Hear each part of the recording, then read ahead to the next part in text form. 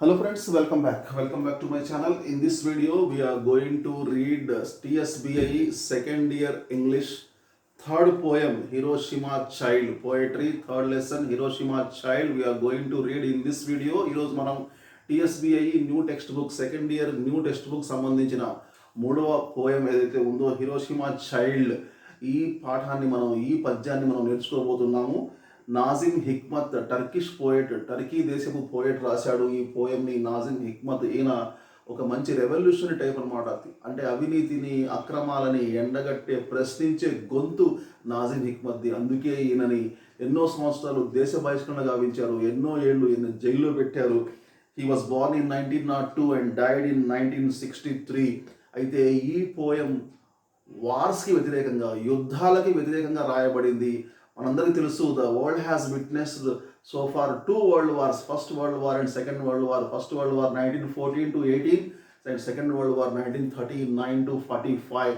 అయితే second world వార్లో 1945లో అమెరికా జపాన్లోని హిరోషిమా నాగసాకి అనే పట్టణాల మీద ఆటం బాంబ్ ప్రయోగించింది. దానితో జపాన్ చక్రవర్తి బేషరతుగా లొంగిపోయాడు. అక్కడితో యుద్ధం ముగిసింది. ఈ హిరోషిమా అంటే ఆగస్టు 6న హిరోషిమా మీద, 9న నాగసాకి మీద ఆటం బాంబ్ ప్రయోగం జరిగింది. ఈ హిరోషిమా బాంబు దాడిలో దాదాపు 1,00,000 మంది చనిపోయారు, మరొక 1,00,000 మంది నిరాశ్రయులయ్యారు. ఈ దమనకాండకి, రాక్షస కాండకి కారకులైన అమెరికాని ప్రశ్నించేది ఎవరు, అమెరికాని శిక్షించేది ఎవరు? ఎన్నో జవాబులేని ప్రశ్నలు ఉన్నాయి. అంటే వేల కొలది నిరాశ్రయులయ్యారు, అంటే వేల కొలది చిన్నపిల్లలు, బాలికలు చనిపోయారు, ఇన్నోసెంట్ చిల్డ్రన్ చనిపోయారు. వాళ్ళు ఏం తప్పు చేశారు, అసలు వాళ్ళు చేసిన తప్పు ఏంటి, వాళ్ళ మిస్టేక్ ఏంటి, అసలు వాళ్ళ పాపం ఏంటి? ఒక చిన్న అమ్మాయి ఇక్కడ మనల్ని ప్రశ్నిస్తుంది, సమాజాన్ని ప్రశ్నిస్తుంది.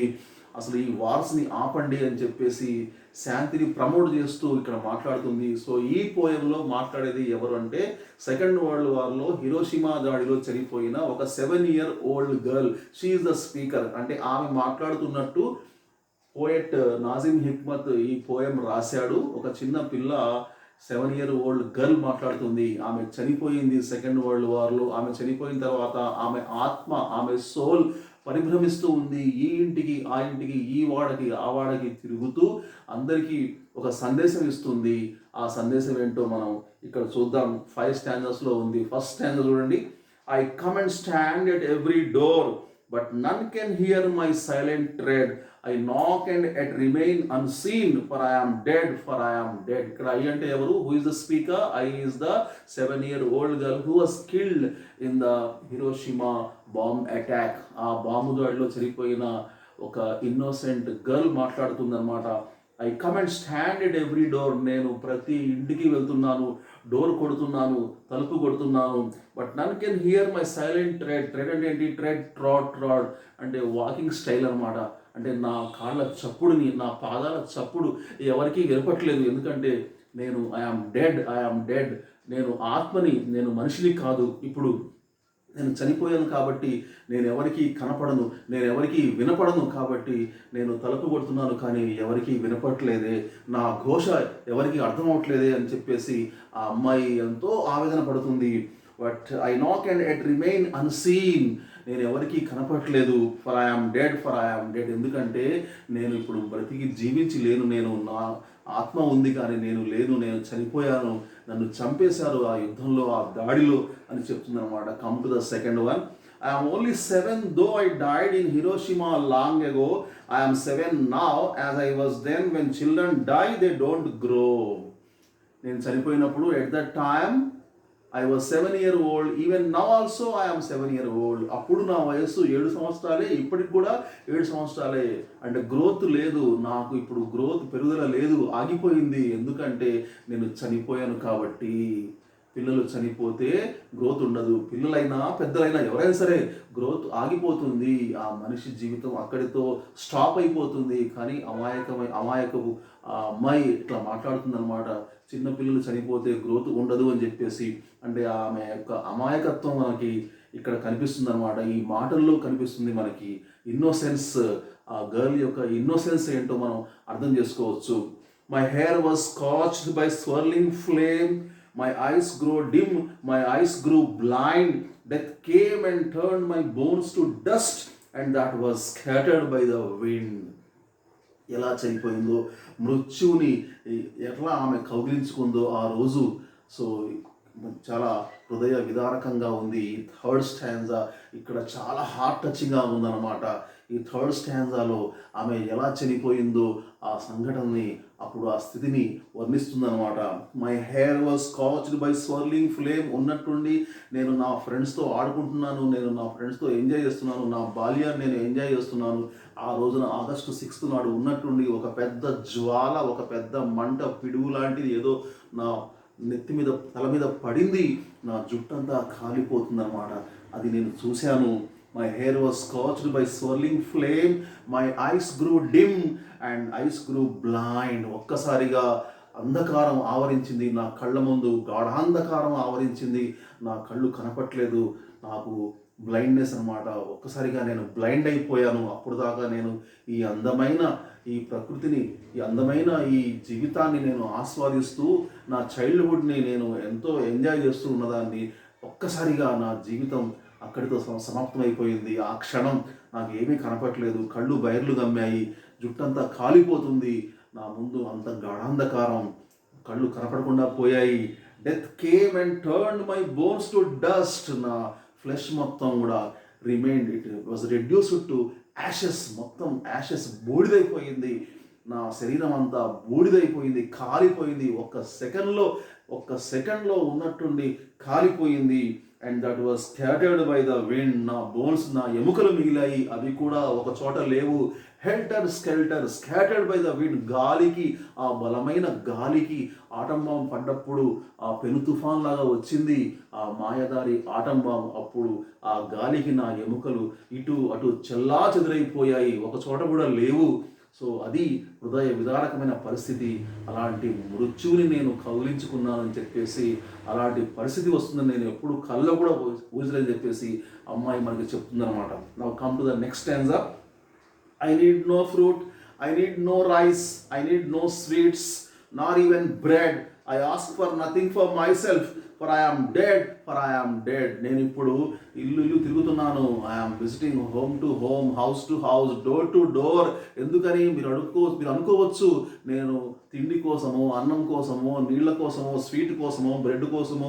No, I need no fruit, I need no rice. ఇప్పుడు నాకు I have no hunger, I have no thirst. ఇప్పుడు నాకు ఆకలి లేదు, ఇప్పుడు నాకు దప్పిక లేదు, నాకు ఏం అవసరం లేదు. ఎందుకంటే ఇప్పుడు నేను ఆత్మని, నేను మనిషిని కాదు. నాకు ఆకలి లేదు, దప్పిక లేదు, ఏదీ లేదు.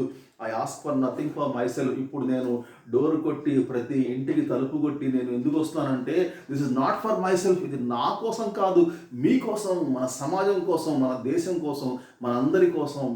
ఎలాంటి స్థితి అయితే మాకైతే వచ్చిందో అలాంటిది మళ్ళీ రావద్దు, మళ్ళీ అమాయకులైన పిల్లలు ఎక్కడ చనిపోవద్దు అని చెప్పేసి నేను సమాజం కోసం, మీ అందరి కోసం, ఒక రోజున ఏదో ఒక రోజు మీకు కూడా ఇలాంటి పరిస్థితి దాపురించే అవకాశం ఉంది. కాబట్టి ఇలాంటి సంఘటనలు మళ్ళీ తోడు చేసుకోవద్దు మన సమాజంలో అని చెప్పేసి నేను ఆ సందేశం ఇవ్వడానికి వచ్చాను. నేను for I am dead, for I am dead, I ask for nothing for myself. నేను వచ్చింది నా గురించి కాదు, నేను ఇల్లు గడప గడప నేను తొక్కేది నా గురించి కాదు, మరి దేని గురించి? లాస్ట్ టైం చూడండి. All that I need is that for peace you fight today, you fight today. I want to promote peace, I want to promote peace. నేను శాంతిని ప్రమోట్ చేస్తున్నాను. శాంతి కావాలి మనకి, ఈ ప్రపంచంలో శాంతి కావాలి. ఓకే, శాంతి సౌభాగ్యాలతో విలసిల్లిపోవాలి ఈ భూభాగం, అంతే తప్ప వార్స్ వద్దు, ఈ యుద్ధాలు వద్దు. You fight today, you fight today. మీరు యుద్ధం చేయండి. ఎవరితో చేయండి? యుద్ధంతో యుద్ధం చేయండి. You wage a war against war. మీరు యుద్ధాలకి వ్యతిరేకంగా యుద్ధం చేయండి. యుద్ధం వద్దు అని చాటి చెప్పండి, బయటకు వచ్చి చెప్పండి. ఎవరైతే ఈ రాక్షసులు ఉన్నారో, ఎవరైతే ఈ పిశాచులు ఉన్నారో, ఈ మారణకాండ సాగిస్తున్నారో, అర్ధరాజ్యాల వాళ్ళు, అమెరికా కావచ్చు, రష్యా కావచ్చు, చైనా కావచ్చు, వాళ్ళందరికీ మీరు బుద్ధి చెప్పండి. ఆపండి యుద్ధాలని, ఆపండి మీ దమనకాండని, ఆపండి మీ రాక్షస క్రీడని అని చెప్పేసి వాళ్ళందరికీ మీరు చాటి చెప్పండి. So that the children of this world can leave and grow and laugh and play. నాలాంటి అమాయక జీవులు, పిల్లలు, మేము ఏం చేశాం? మేము ఏ పార్టీ వాళ్ళం కాదు. మేము ఏ తప్పు చేయలేదు, మాలో ఏ దోషం లేదు, ఎందుకు చంపేశారు మమ్మల్ని, అమాయకులైన పిల్లల్ని ఎందుకు చంపేస్తున్నారు అని చెప్పేసి, పిల్లలు జీవించాలి, ఆనందంగా జీవితాన్ని గడపాలి, చైల్డ్హుడ్ని గడపాలి, వాళ్ళ జీవితాలని ఇలా మొగ్గలో తుంచివేయకండి అని చెప్పేసి ఆవేదన వ్యక్తపరుస్తూ అందరినీ వేడుకుంటుంది.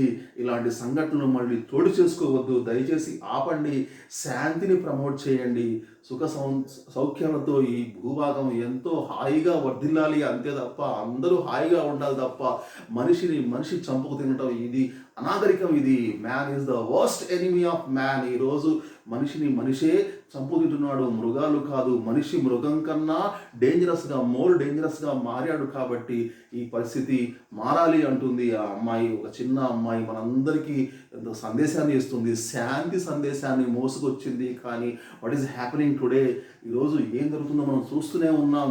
యునైటెడ్ నేషన్స్ ఆఫ్ ఆర్గనైజేషన్స్, ఐక్యరాజ్య సమితి, can it stop the wars, యుద్ధాలని ఆఫ్ చేస్తుందా? నో.